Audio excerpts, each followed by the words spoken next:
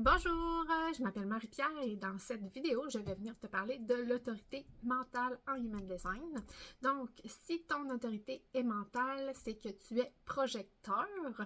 Et pour faciliter la communication, dans cette vidéo, je vais parler au-dessus. Mais si jamais ce n'est pas ton autorité et que tu es là par simplement curiosité, ben t'es le ou la bienvenue. Donc, si ton autorité est mentale, ça veut dire que tu as seulement les centres de la tête et du ajna qui est défini. Et ça veut dire que tu as beaucoup d'ouverture vers l'autre dans ton design. Fait que ça veut dire que soit que tous tes centres ici, tous les autres centres sont non définis, donc non colorés. Fait que ça t'apporte beaucoup d'ouverture vers l'autre. En plus, tes projecteurs, donc tu as un aura qui est pénétrante. Donc, c'est une autorité environnementale ou mentale, mais ça ne veut pas dire que tu dois prendre tes décisions avec la tête. En Human Design, la philosophie, c'est que tu vas toujours prendre ta décision avec ton corps, avec ton ressenti. Et pour ce faire, je vais te faire un petit résumé du projecteur mental. Ça veut dire que tu as une grande sensibilité vers l'autre, aussi par rapport à l'environnement qui t'entoure. C'est important pour toi de vraiment te développer une conscience de toi pour être capable de revenir à toi et de ne pas être toujours dans l'énergie des autres. Ça se peut que tu aies tendance à prendre tes décisions de manière rationnelle parce que ton énergie la plus forte est dans la tête et dans le ajna. Mais c'est important de revenir dans ton corps et pour ce faire, pour prendre tes décisions, ça va être important pour toi de trouver des personnes avec qui tu as confiance de parler et que tu ne seras pas influencé par leur opinion. Fait que de leur mentionner, en fait, j'ai juste envie de parler de ma décision, je vais bouncer avec toi des idées, mais je veux pas que tu me projettes tes peurs. Je veux juste que tu sois là pour, par exemple, m'écouter, m'accueillir dans ma décision.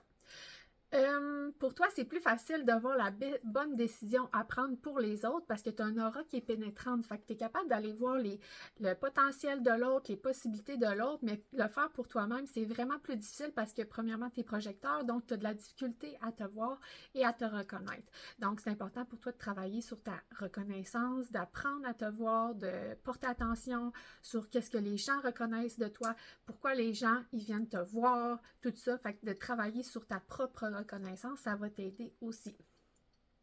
C'est important de te sentir en sécurité avec ton entourage et dans ton environnement. Ça, je l'ai déjà dit, je regarde mes notes.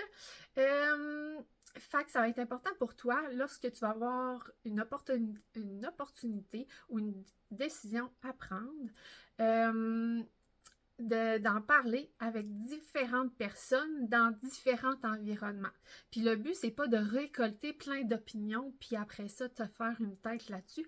En fait, c'est qu'à chaque fois que tu vas en parler dans différents environnements avec différentes personnes, ça va être de te connecter à ton corps et de voir comment que tu te sens quand tu parles de cette décision-là, de cette opportunité-là.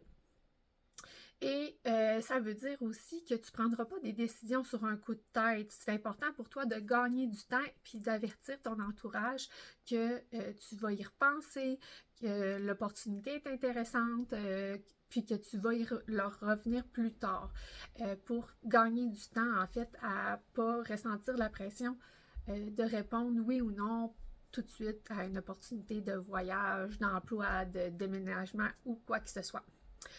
Je vais prendre une petite gorgée d'eau.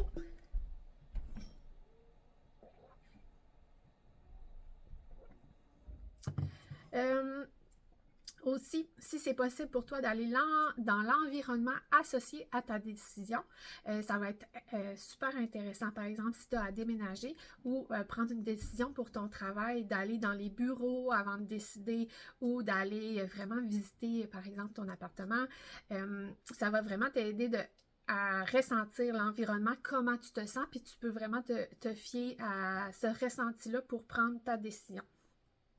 C'est important pour toi d'expérimenter La vie, c'est une expérimentation. Fait que si tu prends une décision avec ta tête, ben après ça, tape-toi pas sur la tête. Apprends de cette expérience-là. C'est intéressant aussi, tu peux revenir en arrière dans ta vie, voir tes grandes décisions, comment tu les as pris. Est-ce que tu les as pris en parlant à plusieurs personnes? Est-ce que tu l'as pris en faisant une liste de pour et de contre? Qu'est-ce qui s'est passé après? Est-ce que ça a été une bonne opportunité, une moins bonne opportunité? Fait que de revenir en arrière puis de bâtir une confiance avec ton autorité, ça peut être vraiment intéressant. Puis c'est tout pour cette vidéo et je te souhaite une belle journée. Si jamais tu veux une lecture de charte personnalité, les liens sont dans ma bio. Voilà!